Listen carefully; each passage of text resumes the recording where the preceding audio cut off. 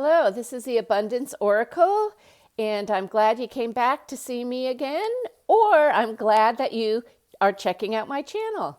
Please like and subscribe for those of you that can help me out for that.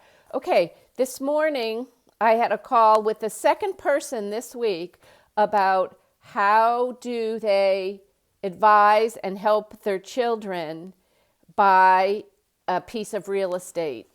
One of them's getting married. The other one, actually, the other one just got engaged, so we'll be getting married.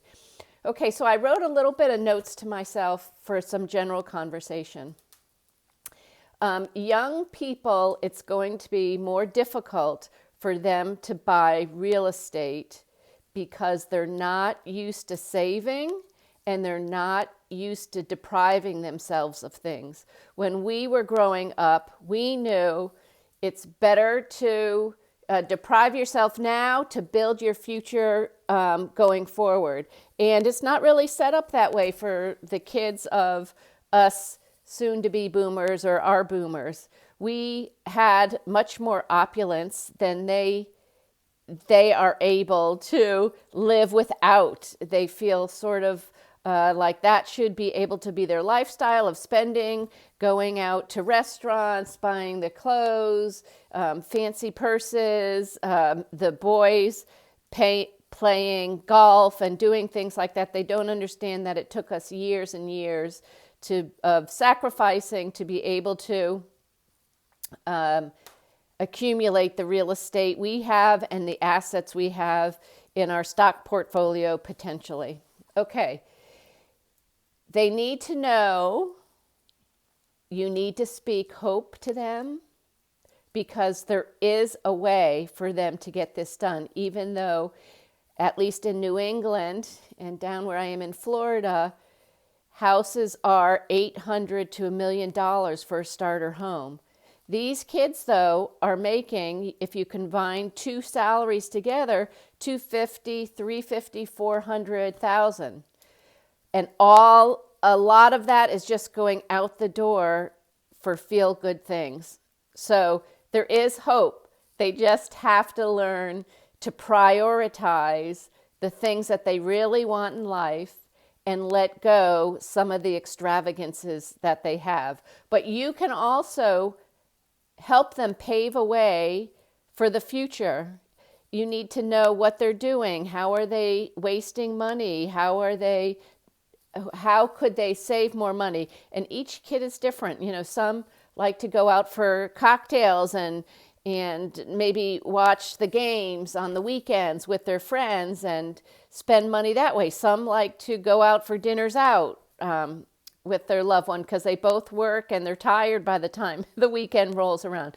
So you need to help them figure out and teach them too, maybe how they can have a wardrobe that's fabulous, but not necessarily all designer things.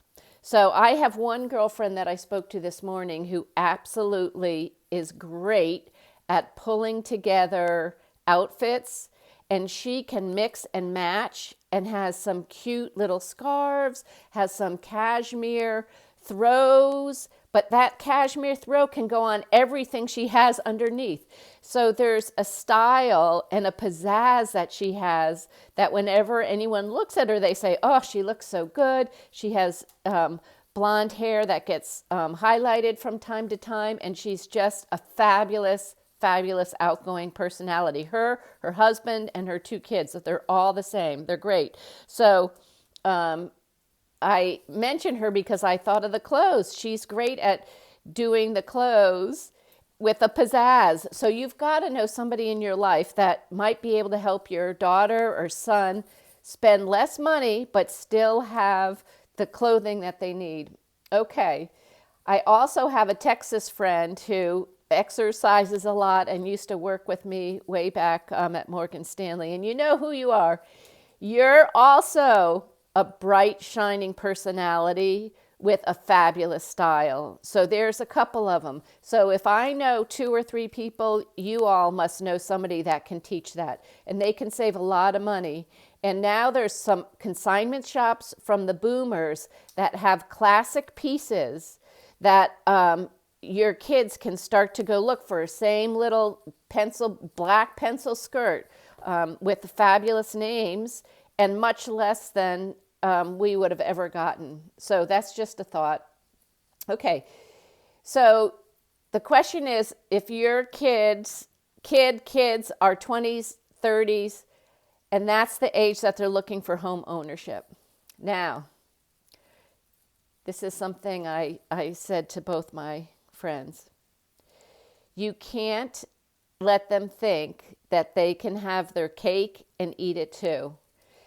Given that what money they make, they need to have a 20% down payment, and they need to know the costs of maintaining and keeping a home, and that may include changing some of their lifestyles. And it's coming to down to earth talks with them, and it may not be a fast process. You may have to pick one thing at a time and calculate out with them. Okay, let's see if we saved on not buying the fancy boots for work, let's say they're tile layers or whatever it is. Let's try and see if we can go to a retail shop somehow and get less expensive. Or is there an online place where you can buy directly from the factory? Or go to, I keep bringing this name up, but Poshmark. I've seen some incredible things. Somebody wore it once or twice and doesn't need it anymore. Or they got it as a gift and they're too embarrassed to ask for the receipt to return it. So they go and sell it on Poshmark. But help them figure it out. Maybe they need a new piece of equipment to start their business, but also want to save to a house. You're their parents. You all know at 40, 50, 60, what it takes to pull this whole family together, and taking time maybe to go out for a cup of coffee or to sit around the dinner table, which we don't always do much anymore. We need your knowledge, especially you baby boomers. We need your knowledge, and you need to pass that down. You got to start talking to them, even if it's hard to speak with us. I'm laughing because I on occasion have challenges too, exactly like that. They don't want to hear what you have to say if it's not falling in line with what their narrative is in their minds.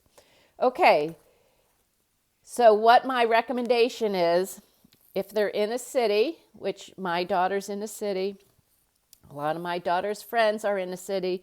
I have another one that's not in a big city. They might have to move out of the city and learn to drive in. Make that sacrifice. I remember when I was first out of college, my very first job, I had to drive like an hour reverse commute to go take the job for the more money. And I would calculate out, how much is the gas going to cost? How much is it going to cost my car? Blah, blah, blah, blah. So help them do these things. You all know what cuts they can make and how maybe they can pick up a side hustle, make an extra job. And also, the first place they get doesn't have to be their forever home. I would recommend that they get a place that maybe they can have, it's a small house, but maybe there's another entrance that's connected to a bedroom. So maybe they can have a renter that has their own private entrance, and maybe you can help them put in a small kitchenette in that bedroom and make some extra money somehow. And maybe they'll learn to paint on the weekends and learn how to do some manual labor of how to make repairs. My handyman makes so much per hour. It's unbelievable. So they're going to have to learn to do some of these things. Even if they're brainiacs, they have to learn how to do some manual labor. Okay, so let me just go back. I had a list of things I want to talk. Oh, income property. The first 4 houses of FHA, you can buy your first home, fix it up, and then get the next house, FHA loan again, but bigger, with favorable interest rates, more favorable interest rates, I'm going to say. But keep the first house to rent out and produce excess income while you're building and fixing and cleaning and repairing and renting the second house. So it might take you 3 houses to get to the permanent fixer-upper, but try not to sell, because once they get that momentum going and finally get to the house that they want to live in, they'll be receiving income and rent off the first 2 houses that they had to work hard on. And by that time, if they're having children, they're going to need the extra money and the time, less time to do stuff. So, okay, boomers, we need you to find some younger people and talk to them, even if they're not your own, your grandkids or your friends' kids. But you need to start sharing your knowledge base. You all have ways even to cook and stop going out to all the restaurants. Or how about teaching them, if they're cocktail wine people that they usually like to do that, why not teach them to have one of those old-fashioned cocktail parties that my grandmother used to have a cocktail party. Nobody used to go out and drink the wine and cocktails when they went out. They went to someone's house first, and it rotated, and they saved a lot of money. I'm told that a cocktail can cost $15 to $20. I don't drink, but that's a lot of money. If you have four people, 2 drinks. I don't know how much people usually drink, but let's say 2 drinks. Multiply that out. That's, around $200 just for the cocktail. How much does a bottle of liquor cost? And maybe you mix it, I don't know, you mix it with orange juice or whatever you do with it. Or even a bottle of wine is cheaper than doing that at the restaurant. Or after dinner, they come over for, I think it's called aperitif. Is that what it's called? For after dinner drink and maybe a little dessert that you make at the house. Saves a lot of money. And then if, let's say you have a group of 4 friends, 5 friends, you just rotate and take turns instead of everyone going out all the time to restaurants. So you boomers and you 50-year-olds, you need to talk and teach these younger kids how to get the job done. And you can also take care of some of us boomers. Tell the kids, come to our house, we'll pay you to clear the snow off of our driveway, or to mow the lawn, or I don't know what else, but there's lots of things that they can help with. Wash the car. Oh yeah, inside and out. I'd be game for that. And I would rather give the money to one of my friends, 20 or 30-year-old, to do my car than to give it somebody I don't know. Okay, I keep talking about that. Okay, so you need to earn, save, eliminate eating out as much as possible. That's including lunches that you usually go out with your coworkers. You need to cut back. Clothing. You need to learn how to have pizzazz without quantity of clothing. Okay, eliminate the liquor at dinner. I talked about that. Okay, now, rent versus selling at the end of their first house project. Try, and have them accumulate houses. You can have FHA loans. You can have up to 4 before you have to go to a regular bank and get a regular mortgage. Just advise them. Also, you might want to help them fill out their first loan application and get the hand-holding done beforehand. Maybe write a balance sheet and help them figure out. I think a lot of them don't understand, too, how much it costs to repair a window or have your heater serviced once a year or every other year, however often you have to do it. I have my own septic tank. I have to get the septic tank man to come over and drain it every couple of years. So there's a list that us older Americans know about. We've gone through this. We've done this before. That you can share your brain. We need your brain.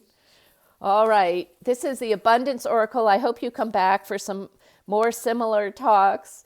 little bit about money. I have a really interesting one I'm going to try and do today if I can work it out, about inflation versus deflation, the roaring 20s versus the Great Depression and the flow of all that stuff. So please come join me if you can. Like and subscribe, please. Thank you again for coming. And if you're new, please come back. Thanks. Bye.